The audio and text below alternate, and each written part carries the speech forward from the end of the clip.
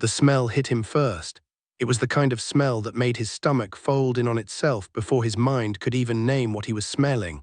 Human waste, old meat, something sweet and rotten underneath. He stood at the entrance to a narrow alley in a city that would never know his name. The sun was just starting to drop below the roofline. In an hour it would be dark. That was when the work began. He bent down and lifted the lid off a wooden bucket.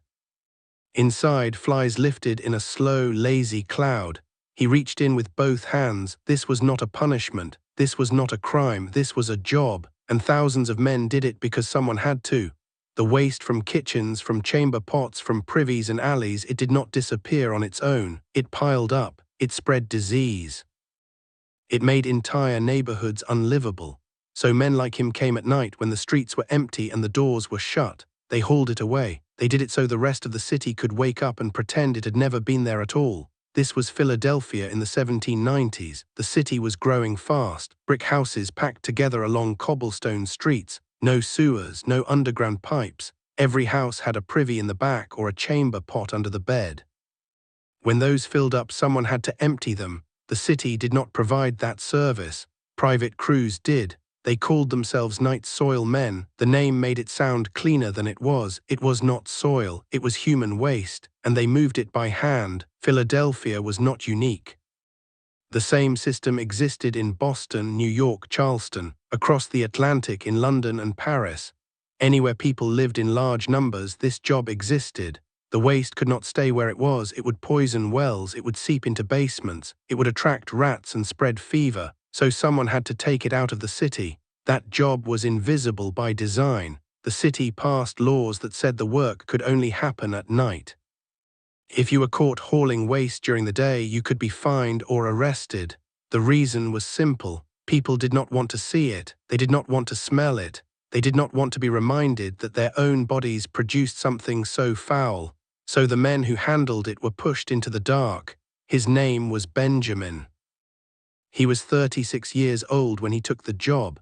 Before that, he had worked on the docks, loading barrels onto ships. It was hard work, but it was honest. Then he hurt his back. A barrel slipped and he twisted wrong trying to catch it. For 2 months, he could barely stand. His wife worked as a washerwoman, but her pay was not enough. They had 2 daughters and his mother living with them. The rent was due. The landlord did not care about his back. So when a man at the market said the night soil crew was hiring, Benjamin asked what it paid.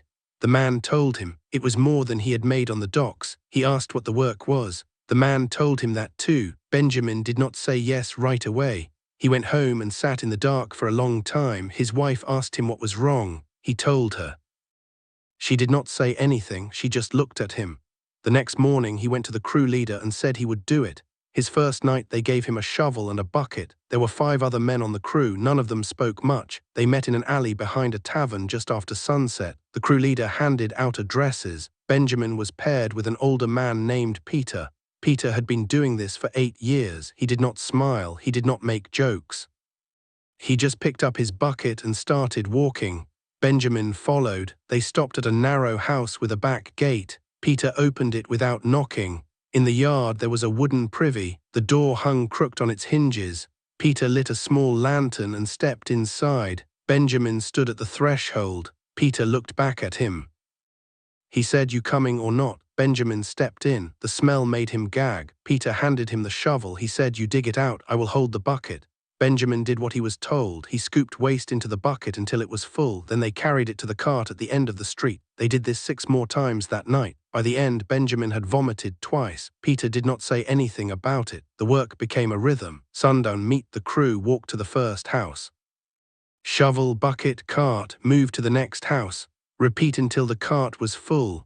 Then they hauled the cart to the edge of the city to a field where farmers paid for the waste to use as fertilizer. They dumped it there. Then they walked back and started again. Most nights they worked until just before dawn. Benjamin's hands blistered. Then the blisters broke and hardened into calluses.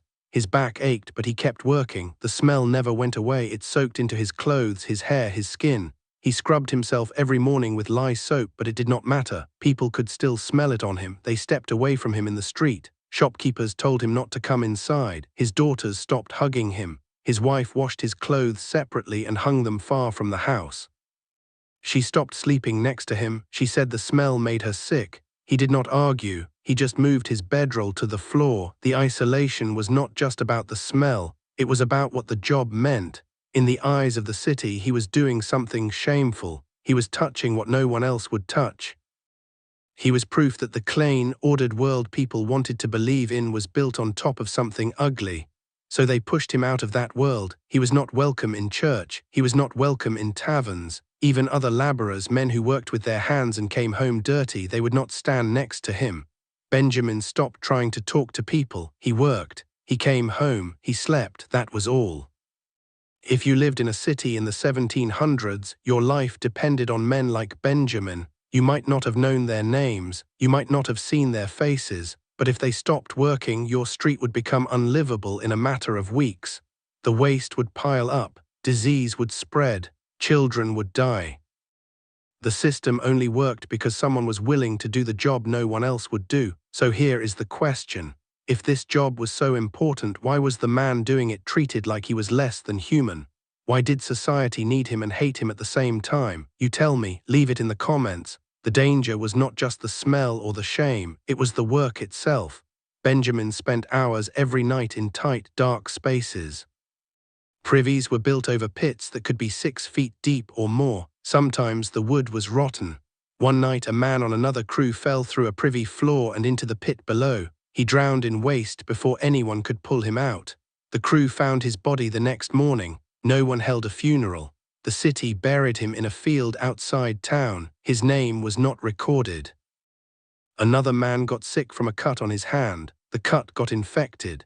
Within a week, his arm swelled up and turned black. He died 3 days later. There was no doctor who would treat a night soil man. They said the risk of disease was too high. Benjamin had his own close call. One night in the middle of winter, he was working in a privy behind a boarding house. The ground was frozen. The waste was frozen too. He had to chip at it with the edge of his shovel. He was halfway down the pit when he heard a crack. The wooden platform above him shifted. He tried to climb out, but his hands were numb from the cold. The platform gave way. He dropped into the pit. The waste came up to his chest. He could not breathe. He could not see. Peter heard him yelling and pulled him out with a rope. Benjamin sat in the alley coughing for 20 minutes.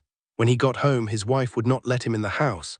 He slept in the yard that night. He went back to work the next evening. Here is something most people did not know. The city needed the night soil men, but the city did not protect them. There were no contracts, no safety rules. If you got hurt, you were on your own. If you died, the crew leader hired someone else the next day. But there was one thing the system did care about. The city made money from the waste. Farmers paid for it. Tanners used it to cure leather. Some crews sold it to gunpowder makers who used it to extract saltpeter. The waste had value. The men who handled it did not. That was the twist. Society treated the job like it was filthy and shameful, but behind the scenes, people were making money from it. Benjamin never saw that money. He was paid a flat rate per night. The crew leader kept the rest. Benjamin did not complain. Complaining meant losing the job. And losing the job meant his family would starve. How long could someone keep doing this? Most men did not last more than a few years. The work broke them down. Lungs got weak from breathing in fumes. Backs gave out from lifting. Infections took others. Some just walked away. They would rather go hungry than spend another night in a privy pit. Benjamin lasted longer than most. He worked for 6 years. By the end, he looked 20 years older. His hair had gone grey. His hands shook. He coughed up blood some mornings. He had lost 40 pounds. His wife barely looked at him anymore. His daughters were afraid of him. He had become a ghost in his own house. One night in the winter, he was working alone. Peter had quit the week before. The new guy had not shown up. Benjamin was clearing a pit behind a tavern. The ground was frozen. The ladder was slick with ice. He was halfway down when his foot slipped. He fell. This time no one heard him. He landed face down in the waste. It filled his nose, his mouth, his lungs. He could not get up. He could not breathe. By the time the crew leader found him the next morning, he was dead. He was 42 years old. The city did not hold a funeral. The crew leader paid for a cheap coffin and had him buried in a potter's field outside the city limits.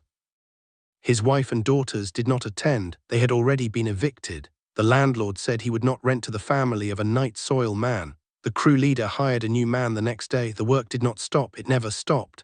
Somewhere in Philadelphia that night, another man picked up a shovel and stepped into a privy. The system kept going. Benjamin's name does not appear in any city records. There is no grave marker. No one wrote about him, but he was not alone. There were hundreds of men like him in Philadelphia, thousands across America and Europe. They worked in the dark. They carried the waste so the rest of the city could stay clean. And when they died, the city moved on. This is what survival looked like in the 1700s. There were no sewers, no water treatment plants, no sanitation workers with gloves and trucks and safety regulations. There were just men like Benjamin working by hand in the dark for wages that barely kept them alive, doing a job that society depended on but refused to acknowledge. They were essential and invisible at the same time. That is the cost we do not talk about when we talk about history. Progress was not built by visionaries alone. It was built by people who had no choice, people who did the work no one else would do. People who were forgotten the moment they stopped being useful. And here is the uncomfortable part. That system did not disappear. We still have jobs that no one wants to do, jobs that keep society running but offer no respect, no security, no future. The faces have changed. The tools have changed.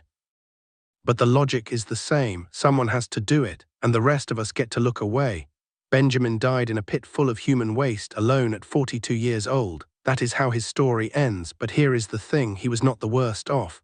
There were jobs in that same city in that same time that made his work look merciful. Jobs where survival was not measured in years but in months.